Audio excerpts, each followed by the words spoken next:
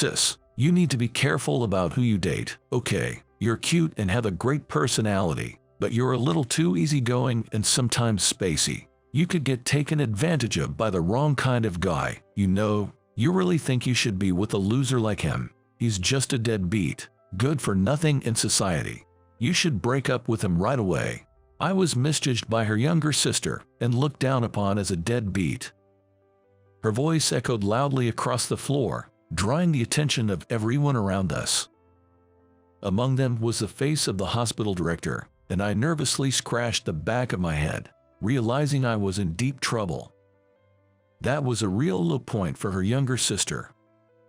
My name is David. I have a medical license, but I've been out of the country until recently, so I'm currently not employed.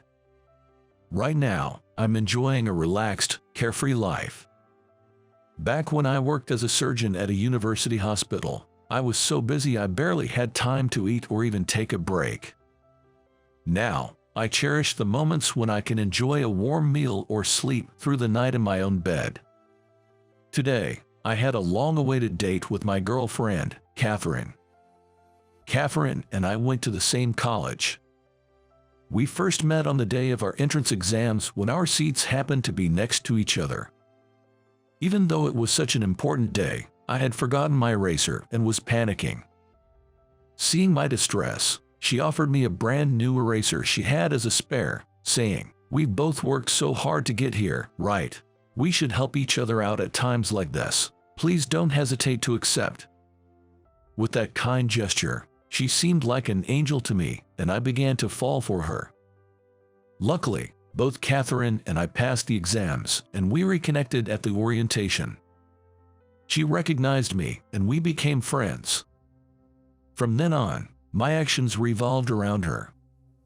I always made an effort to strike up a conversation and be friends, making sure to sit close to her during lectures. I researched everything she seemed interested in, so we'd have common topics to talk about, and I even studied fashion to make sure I looked my best. The only thing I couldn't change was my height. Of course, I didn't want her to lose interest, so I also worked hard academically. Thanks to my relentless studying, I was able to consistently achieve top grades in our class, and Catherine began to rely on me more and more. And then, it was during the summer of my sophomore year in college. On a trip night with my buddies, I managed to take her for a walk. It was a moonlit night, still a tad humid. The lodging was conveniently located, just a short walk to the beach, so we headed towards the ocean on foot. The nighttime sea was in stark contrast to the bustling daytime. It was tranquil with only the sound of the waves echoing. The modest moonlight reflected on the water, shimmering like stars.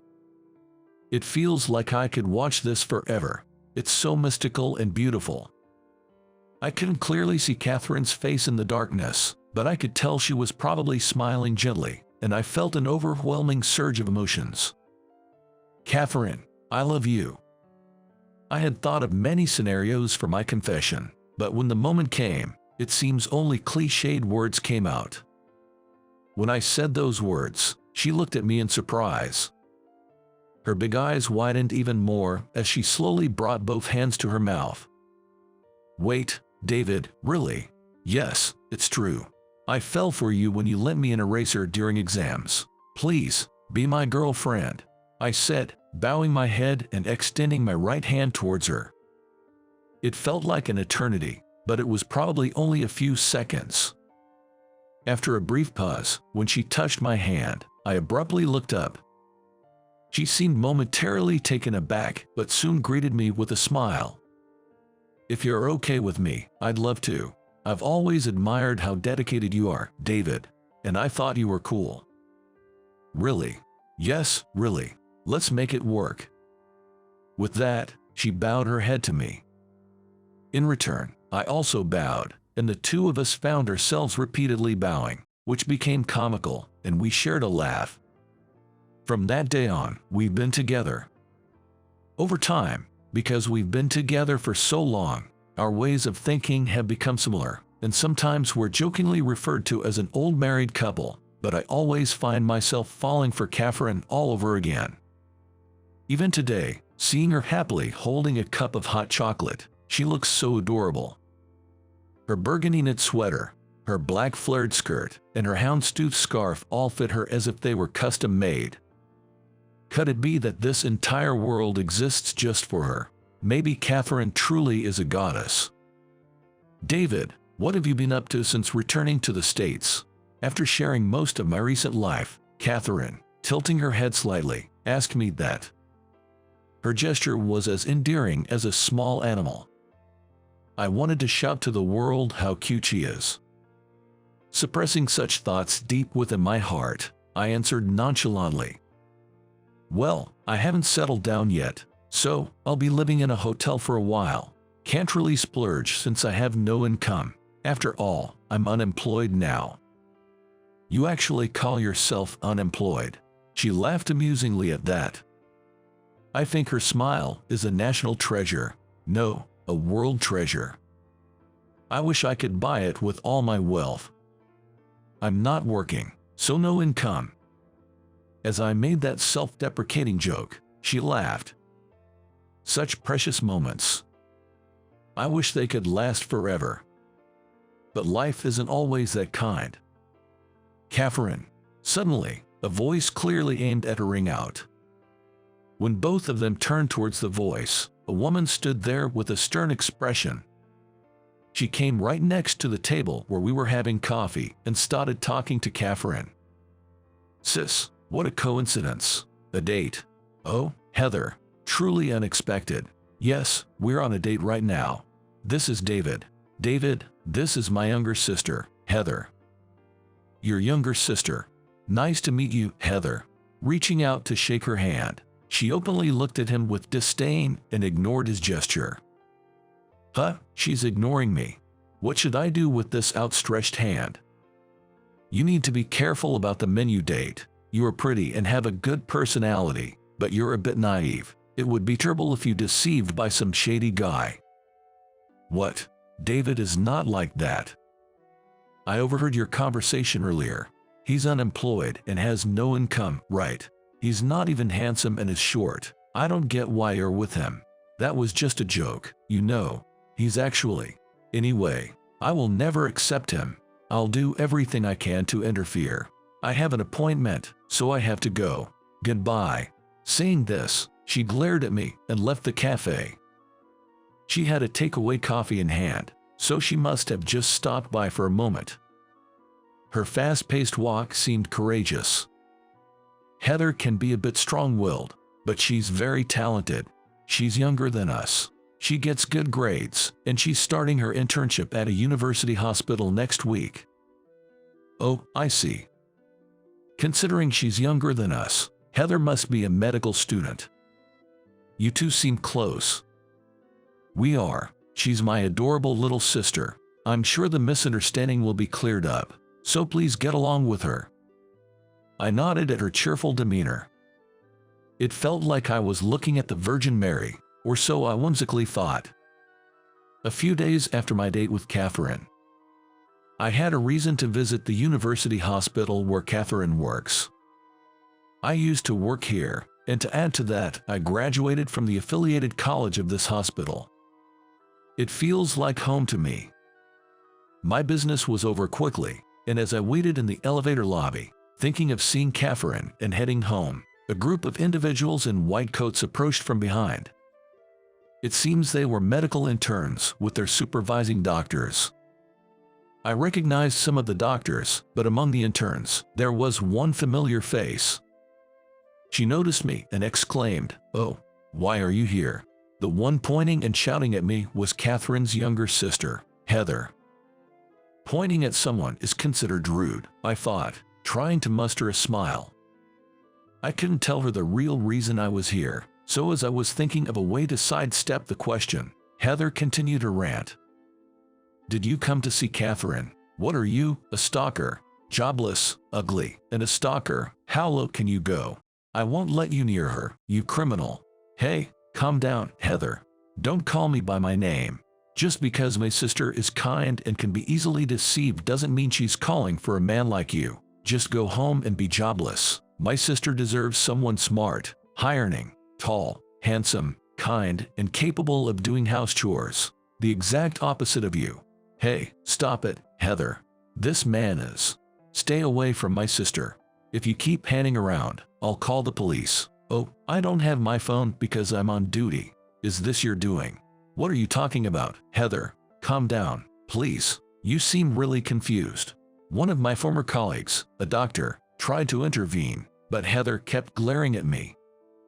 Look, this man used to be Dr. Abbott, a surgeon at this hospital. What? A doctor? Heather looked back and forth between me and the former colleague, surprised. But didn't you say he was jobless and had no income? Well, I had just returned from Germany and hadn't settled into a job yet, so technically, I was without an income at that time. But even if you had a medical license, if you didn't have a job, you were unemployed, right? That's true, but David will be rejoining our staff as of today. The person who said this, emerging from behind, was the hospital's director. This elderly gentleman with a laid-back demeanor handed me a paper while smiling. David, you left this behind. Here's your appointment letter. See, it's dated today for your return to surgery. The interns should remember his face. He's a brilliant surgeon who's pulled off numerous complex surgeries. Watching him operate is a great learning experience. Indeed, the reason I came to this university hospital today was to work here again. The director, Johnson, had graciously sent me off to Germany and ensured I had a place when I returned. The director always believed in my skills and tolerated my whims. But I owe a lot to Director Johnson, and I need to repay those favors. Hey, Heather, you wanted to be a surgeon, right? You'll be owing a lot to him. Better thank him now while you can. The doctor standing next to Heather said, patting her shoulder. Heather, in shock, murmured, I can't believe it. Well, it can't be helped. I hate to say it about myself, but I kind of look unreliable, and some even say I look just like a student. But no matter how good a surgeon he is, he's been neglecting my sister for so long. I know Catherine's been lonely, so I wanted to see what kind of guy her boyfriend was and followed you, and you seemed so unreliable. I'd been neglecting Catherine. It hurts when she says that. Heather probably loves her sister, Catherine, very much. That's why she's so aggressive towards me. If her sister's seemingly neglectful boyfriend turned out to be unemployed, it'd make sense for her to be upset. After all, I was the one who convinced Catherine to stay behind while I went to Germany alone. But it was just as I was about to speak. A chime, different from the usual announcement in the hospital, echoed throughout. All the doctors present turned pale. Code blue, all medical staff, please assemble at the cardiology department. Hearing this, I immediately ran. A code blue is broadcasted when a critical emergency occurs and immediate medical attention is needed. Several other doctors and nurses also rushed towards the location. Of course, I wanted to save a life, but I was also filled with a bad premonition. Catherine was visiting the hospital today for a regular checkup because of her heart condition. I thought I'd see her after finishing my own tasks since medical exams usually involve a lot of waiting. Catherine has a rare heart condition, so she needs to undergo regular checkups. There are many patients at the university hospital, so I was hoping it wasn't her. Even though I felt that way, the nagging feeling wouldn't go away. And as it turned out, my hunch was spot on. Catherine. Hang in there, Catherine. It was undoubtedly Catherine that the nurse was desperately performing CPR on.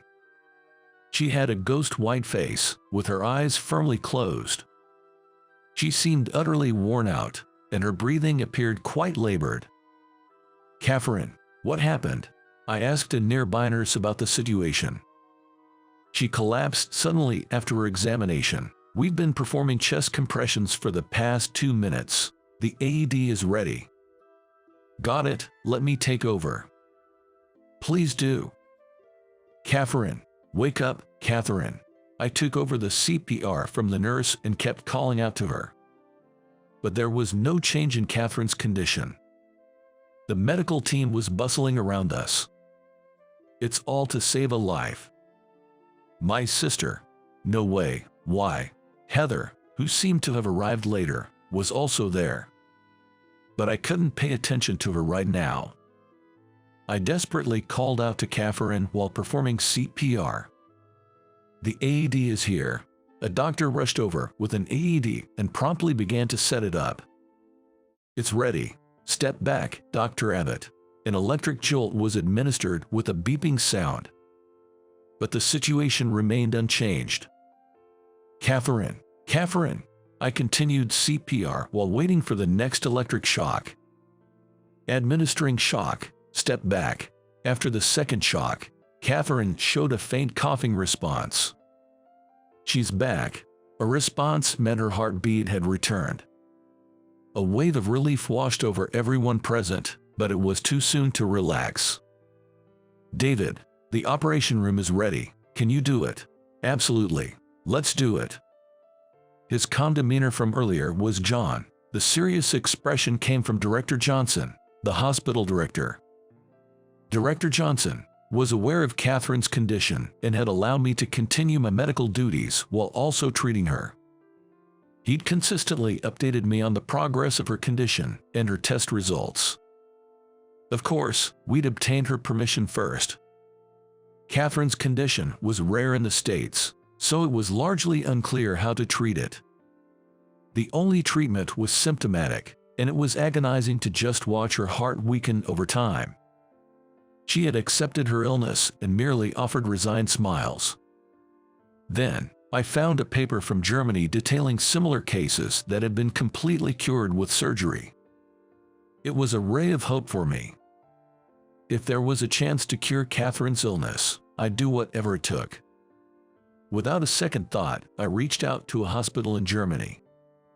And in no time, my trip to Germany was set. However, Catherine was hesitant.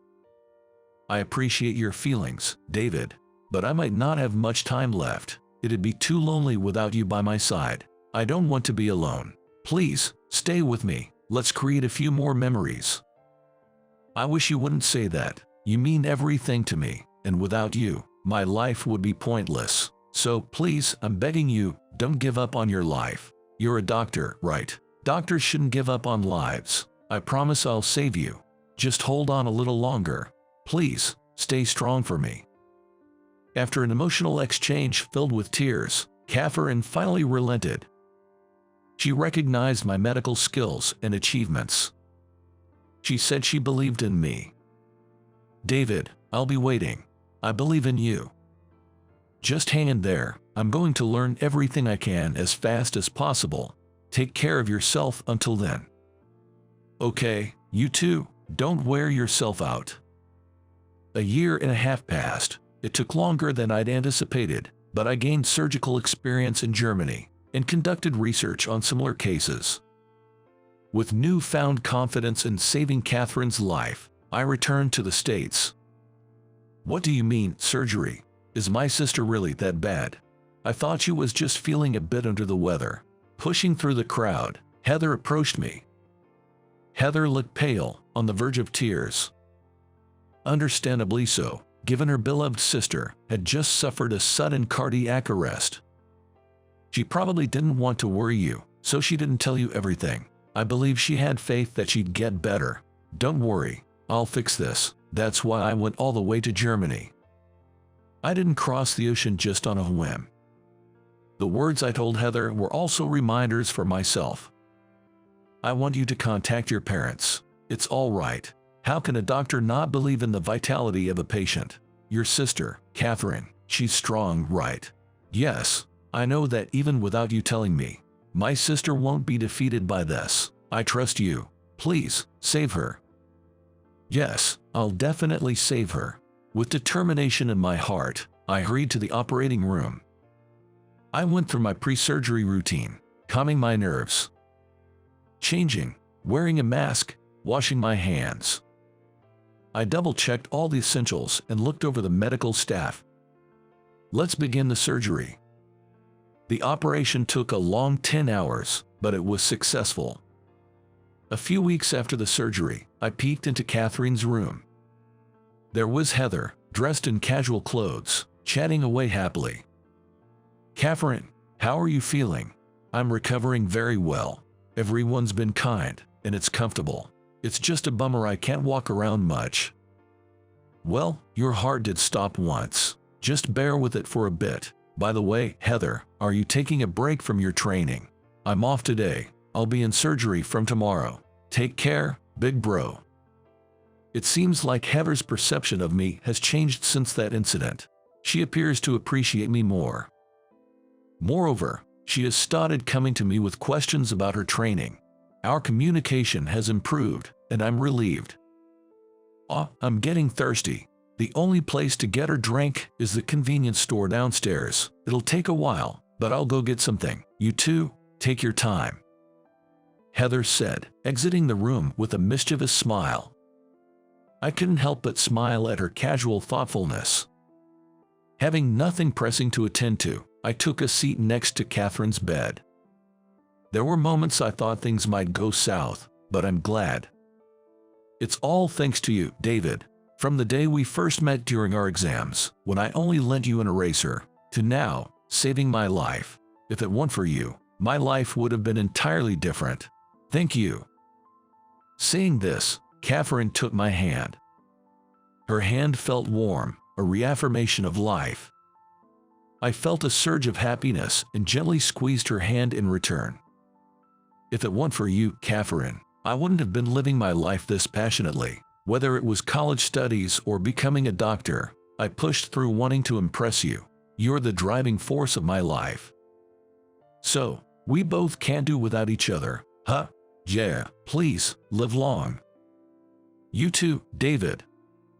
We laughed together. Later, Catherine made a full recovery and returned to work. She consults her health but lives each day at her own pace.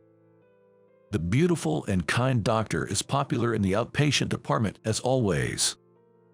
Heather is diligently working on her medical training. She was inspired by Catherine and chose the path of becoming a doctor. She's hardworking and seems to have a knack for it. However, she still tends to jump to conclusions, and there's room for improvement. I genuinely hope she does her best. As for me, my days are packed. Director Johnson had facilitated my trip to Germany. In return, he often hints at that favor, keeping me on my toes. Well, I do feel indebted and want to repay the kindness. Despite the ups and downs, I'm glad I never gave up. My determination, which even took me to Germany, successfully saved Catherine. But it wasn't just my effort, it was Catherine's will to live, Heather and her family's support, help from the director and others around us. It made me realize how much love surrounded Catherine. But of course, I believe I love her the most. Every day with the one you love isn't something to be taken for granted. So, I want to cherish each day. I won't ever give up on our happiness. With that thought, I swore to give my all today and every day.